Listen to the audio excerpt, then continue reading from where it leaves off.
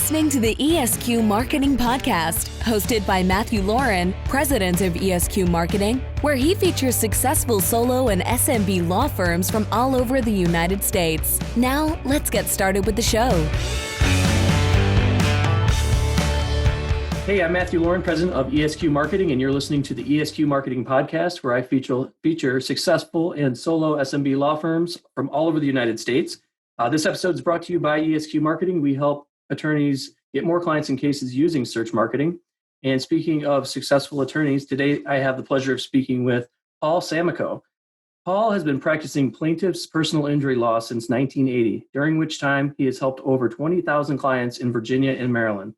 During his 40-plus year career, Paul has become a very well-known attorney in the local Hispanic community, having created numerous safety campaigns and contributing to numerous causes and events. Paul, welcome to the show. I can't say thank you enough for having me. Pleasure. So let's jump right in here. Why the Hispanic market? Is there opportunities there that you saw or demographics you wanted to help? Well, there were. I'm a sole practice attorney, always have been. Well, the last couple of years I now have an associate. But when I began my practice of law in 1980, there were 4 or 5 law firms, as there are now probably 15 or 20, advertising on TV, the networks and cable stations. And the amount of money they were spending back in 1980 was obscene. And so, as a guy hanging out a shingle, if you say, I started my own practice, I didn't go to work for anybody else. I had to figure out, how to get some work. And I speak Spanish well enough to be, understood and enough to understand most of the time when people are talking to me, but I would never tell somebody I'm fluent. So I started looking into the area's Hispanic community, which is very large in the DC area. It is described as the 8th largest Hispanic market in the country. A lot of people. And there was nobody advertising that if you get hurt, call me, I'll help you. And I started with a couple of very small newspaper ads in a couple of different local newspapers, neither of which even exists now. But the phone just started ringing off the hook, and I thought, wow. So I went onto the radio, and I had to hire 3 people almost immediately just to answer the phone. And then an epiphany, wait a minute, what about Spanish TV? And so the number of offices and the number of employees that I've had since that inauspicious beginning has varied, but at one time I had as many as 9 offices. 2 of them were headquarters and 7 were satellite offices. And I've had as many as 21 employees. Now with COVID, I've scaled down tremendously because you don't need to be where they are. Everybody and their grandmother now has access to a mobile phone where you can sign them up with DocuSign or any number of other, signature software situations, whatever you call those things, signature software, signature gathering software, I guess. Yep. We can send them a contract and get on the phone and explain it, and they sign it and push the button and send it back. And you don't have to be in front of them. I mean, everybody likes the concept of being remote.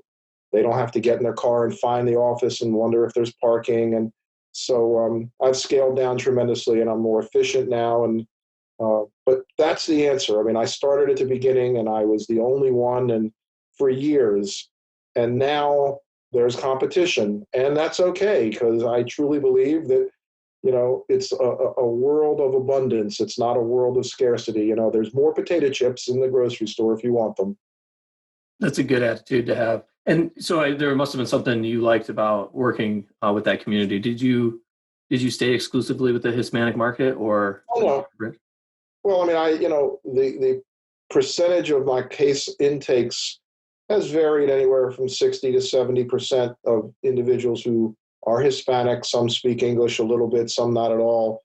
But, the Washington, D.C. area really is a melting pot of the world. And I've had clients from China, from Russia, from Iran, from Japan, from Vietnam, from France, from Spain. I've got 2 clients right now in Israel. And, getting translation services has always been one of the big problems. Gee, wouldn't you like to have that problem?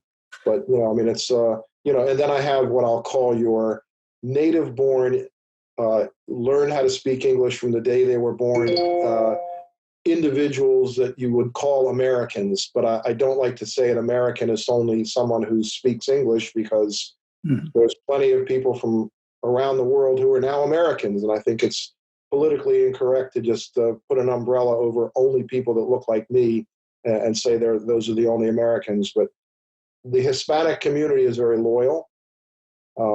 If an American comes in, okay, what happened here? I'm sorry, I lost you. Oh, I still got you. I can't That's see. cool, though. Take your time. There we go. Okay. Something happened. My screensaver came on. No worries. If an American comes in, it might be one or the other of a married couple, the person who got hurt, maybe they'll bring their spouse. If an Hispanic individual is injured, they come in with their mother, their father, the aunt, the uncle, 2 kids, and sometimes the pastor. So it's a very it's a very community-oriented group of people that support each other. And what I found is that I get so many referrals from people who are coming in for moral support, because we hug and we kiss, and in Spanish there's a term. It's the term is a hug. It's un abrazo. So before COVID, you go over and literally give everybody a hug, un abrazo, amigo, and that's you're seen as being real, because hopefully you are real. And so I have an extraordinary network of people who are my clients, have been my clients, and keep referring their friends to me. So it's very rewarding. Yeah, that's extremely heartwarming.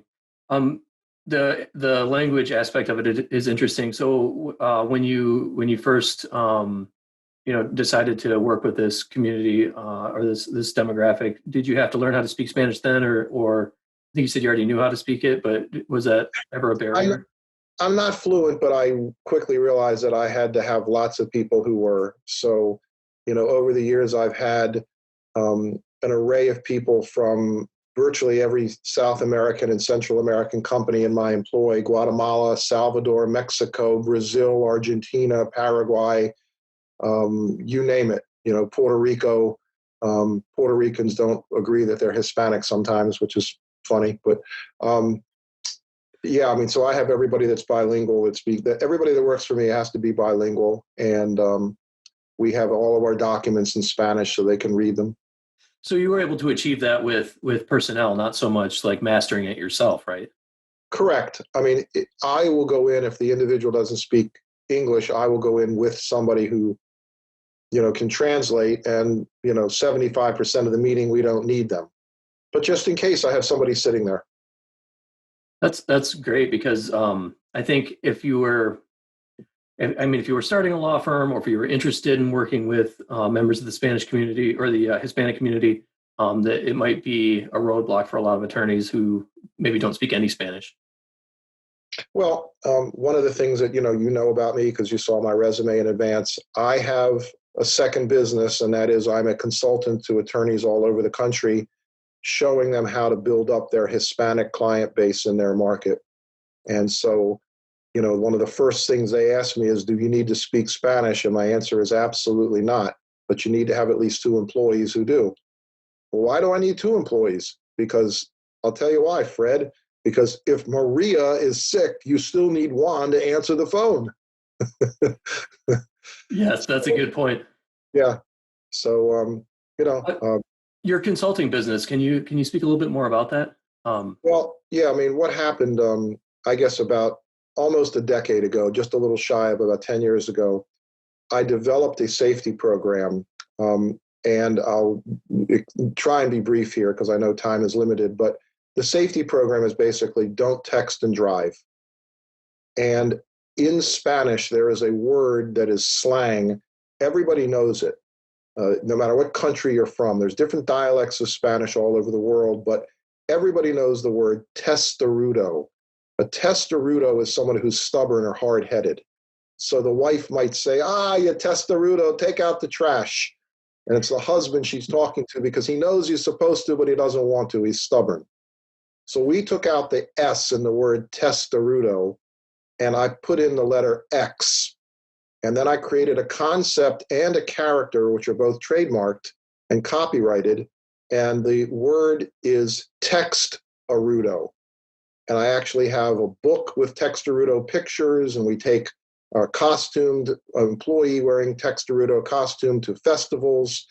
And we have little keychains that we give out. I've probably given out close to 750,000 keychains over the years to people at festivals. And everybody knows him because he's on TV. And one of the things that on the TV the Spanish TV has that, daytime American soap operas they have soap operas at night. And these are the cheesiest, corniest things you've ever seen in your life, but they are hysterical. And everybody follows them. It's like they have more of a following than the people who watch the Housewives or the Kardashians. And so I run commercials in prime time at night with the tales of Textarudo, and it's like a little soap opera. And they follow his ups and his downs and his foibles and his joys, but he's always trying to get over that he shouldn't text while driving. And he's going to get married, but no, she won't marry him because he's still texting and driving. And so COVID actually put a guffaw in the story because I was going to actually have a wedding because he's now going to stop texting. He promised her, and they were going to get married, and then they were going to have little Textarudy children that was go to school. And what did you learn today? I learned not to text and drive. So there's a whole story that then I have this concept, if you will. And I've got 8.5+ years of television commercials, some of which are so gut-wrenching funny that you can't sit still without, having to go to the bathroom and pee in your pants. But the message is there. People like what you do. They don't like what you say. Oh, I'm aggressive. I fight hard. I care. Sure, who doesn't? But when you show people that you care about them, when you show them, and that's what I'm doing with these commercials, I'm spending my money giving them a message, don't text and drive. It's dangerous. Your family loves you. They want you to come home. Just put the phone down. I mean, I have all measure of messages that, the last 10 seconds of these 30-second TV commercials are, and if you get hurt, I'm always here to help you. And so I'm licensing this to attorneys across the country, and some are doing okay, and a lot of them dropped out because of COVID. They didn't want to continue spending money if nobody's on the streets driving, which in my mind is a mistake. When I recognized what was going on, I started to double down on my commercials. So, so I have a whole program. I've got an attorney in upstate New York who's now going to be calling me next week to let me know if he wants to, have me get involved with him and do consulting and license my Textarudo campaign. So it's been a fun thing over the last 4 years or so when I've started this, and it's not something that's particularly extraordinarily lucrative for me, but yeah, I'm making some money. But moreover, I just like the idea of introducing into communities, don't text and drive. The government in Bolivia came this close to licensing Textarudo from me. And then the elections came and the next one didn't want to hear about it. So it's like, all right. That's really a brilliant marketing campaign. And I like how you talked about how, you show you actually care. And I totally agree that, you speak to the pain points of an audience and come across as human. It's really powerful. It is. Along those lines for marketing, what should attorneys avoid when marketing to the Hispanic community? What are some things that you've found? They should avoid BS. They must be real. How many TV commercials do you watch with attorneys and they're so boilerplate and they just seem like they're just talking off in the air and they're not even looking at the camera? I don't think there's a group of people in the world who can smell BS or smell, someone who's just in it for the ride more than Hispanics. You sit down with an Hispanic and they know instantly whether you're telling the truth, if you have integrity or not. And that has to come through in your TV commercials. That has to come through in your radio commercials. It doesn't make any sense in my mind to run a newspaper ad any longer. That's the way I started, but that was 40 years ago. Newspapers, nobody reads them anymore unless you're in New York and you're looking as if the governor is going to resign. But the bottom line is just integrity. It's real, person-to-person humility. I tell people not to make jokes unless you're guaranteed that you're going to get an extraordinary reaction, because jokes aren't funny, particularly from lawyers, unless they really, really, really are funny. So I don't let people try and make jokes if I'm counseling them or consulting with them. But you just come across and say, hey, this is something that's important to me, your health, your well-being, your safety, your family. Come on by, and I only handle injury cases, but I'm a resource. You got a divorce situation, an immigration situation, a landlord-tenant situation, a criminal situation. Come in to see me. I'm not going to charge you anything. Just sit down, tell me your situation, and let me call my friend Fred or George or Sally, and I'll see if I can get you a good attorney rather than you figuring out where you're going to go. These small things add up, and you get loyal people who just will forever come back to you, and they don't care about the money. Different from a lot of other types of people who, well, I got hit rear-ended and I had to go to the doctor for 3 weeks. I should get $5 million, right? No, I'm sorry. Most Hispanics, all they want to do is make sure their bills are paid and they got medical care, because many of them don't have health insurance. They don't even know where to get a doctor. So we make sure they get good and proper medical care and complete medical care, and they're better. We help them get the car fixed. We get their medical bills paid. I take a fee, and then I give them some money. They don't care how much they got. Many, many, many of them, they take 3/4 of the money I just gave them and they send it back home to Mamacita. Which is a wonderful thing, So, it's again, what's the advice to an attorney thinking to go into that market? Be yourself. Show that you are a real live person and not just in it for what you can get out of it. Do you do that in other ways besides the marketing campaign with the text and drive? So, like, for example, you mentioned being a resource for them. Do you do that by having helpful content on your website, or providing tools for them to access that may not include meeting with you, things like that? The answer is no. I don't publicize it. I don't advertise it. It's not on the website. But the word of mouth is extraordinary. And there isn't anybody in the community that doesn't know that they can call me for anything legal.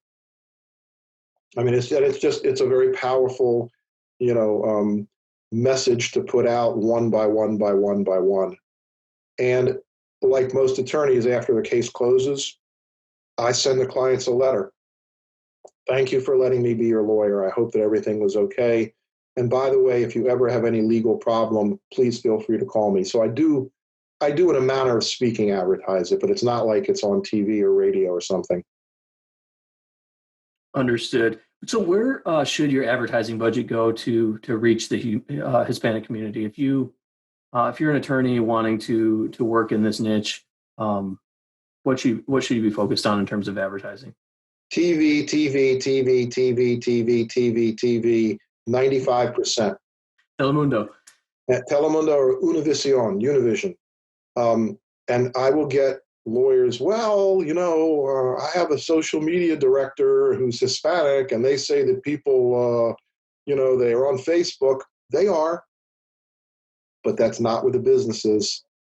If you've got $25,000, $30,000 a month to spend to develop an Hispanic practice, 25 or 30,000 of it should be on TV.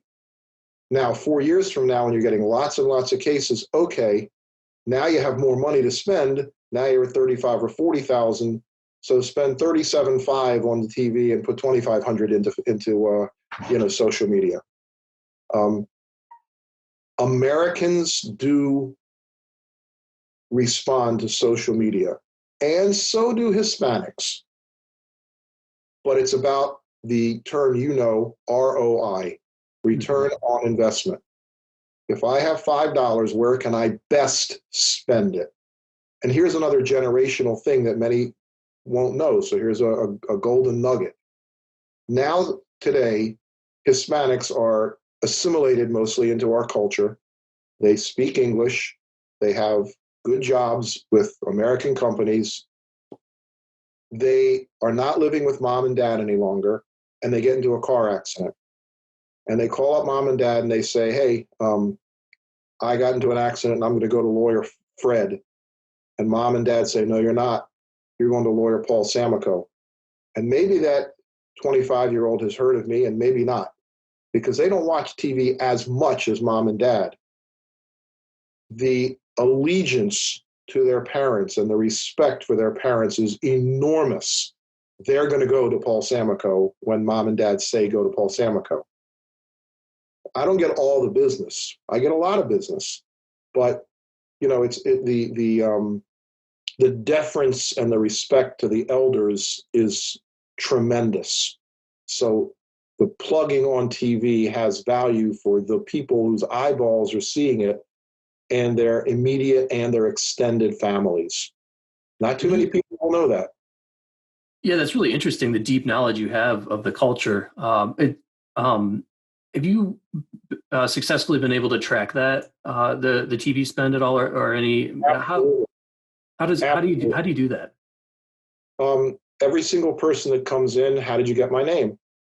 And I don't want to sound like I'm kind of some kind of conceited jerk or something, but the response more often than not is, well, everybody knows Paul Samakow. I mean, I don't know where I got your name. My friend told me to come to you.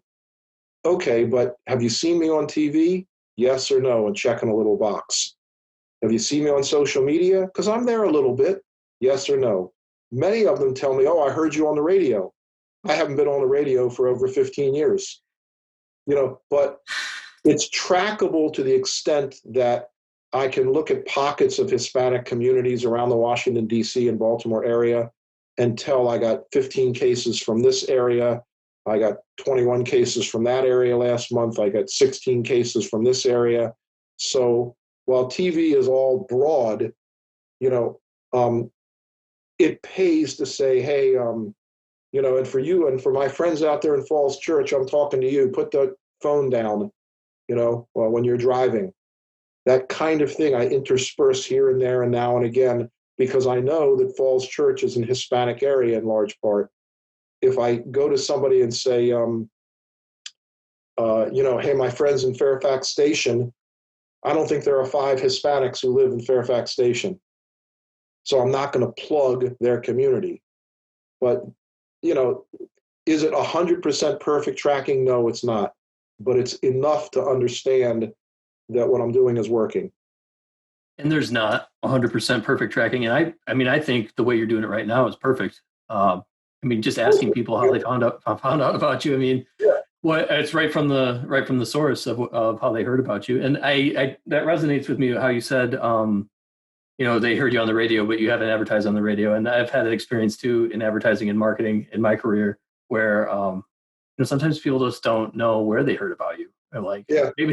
Maybe they heard it in the background as they're walking through a room on a TV commercial, and that's why they thought it was on the radio or something. Right. Yeah. Yeah. Okay. So that's the extent of my questions. Is there anything that we didn't cover that you think attorneys in general should know if they're going after the Hispanic market? Well, again, it's a process. Many of the attorneys that I have worked with and consulted with don't understand the necessity to stick to it, and they've left my program, even though they were starting to see an increase in the number of cases.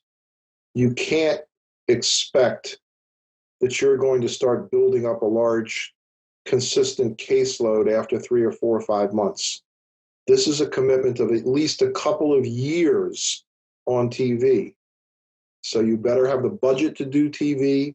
You better have the back-end personnel to handle the cases.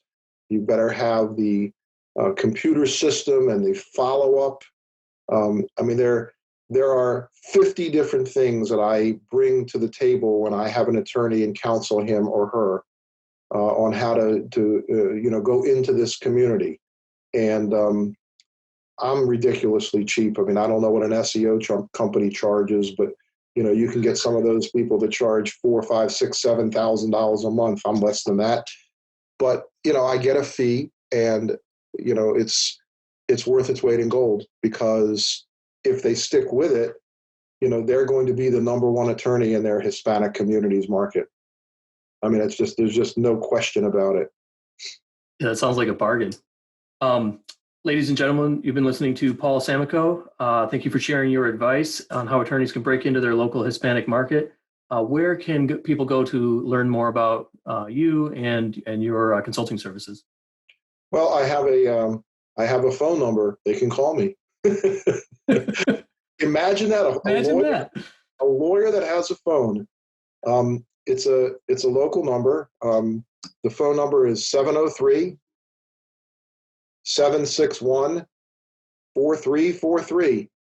Somebody in my office will answer it, and they say, "Hey, I'd like to talk to Paul." And boom, they're talking to me. And they can ask me questions, and I can send them materials, and I can send them a book that I wrote about how to do this, which, wets the whistle, but doesn't really give you all the information. But it's a valuable book that I give away for free. It's a marketing tool for sure for my consulting business. It's just, I have conversations with attorneys 3, 4, 5, 6, 7 times before they agree to sign on or not, because I don't want to have somebody sign on and start spending, $25,000 a month or more, depending upon what market they're in, wasting their money on TV if they're not fully and 110% committed. I mean, depending upon what market you're in, Los Angeles, New York, Chicago, Dallas, Miami, that's a mountain of money you got to commit every single month. And if you don't, your competition is swallowing you. I mean, you just can't compete. You don't have to be the number one spender, but you got to be in the middle of the pack consistently, because ultimately my message with Text Derudo is going to rise to the top. People recognize that. And I get people all the time when I walk around the community, well, not so much now, but before COVID, "Lawyer Samakow, no text day, no text. And they wave and they show me the keychain. I went to, I don't want to keep yammering, but I went to a restaurant with my wife and friends a couple of years back, and the guy who was serving the water was Hispanic, and he recognized me. They all do. I mean, again, I'm not trying to sound conceited, but I'm on TV, so many times every single night in their home. So when he came back the second time to fill the water glasses, he showed me he had my keychain. Nice. Yeah, I really appreciate you taking the time and being on the show. I don't mean to sound robotic, but I just try to stick to the questions. But everything you're doing, man, is really cool. I like your marketing campaign. I didn't even know you were doing all that. I didn't have a ton of prep from James, but that's pretty cool. I'm going to search for that now. Are those videos on YouTube? Oh, they are. Yeah, you can just look up Paul Samakow and you can find them. You can also go to the Text Derudo website or the Text Derudo Facebook page. TEXTARUDO. Text Derudo. Text Derudo. My daughter's taking Spanish right now. There you go. In 8th grade, and I'm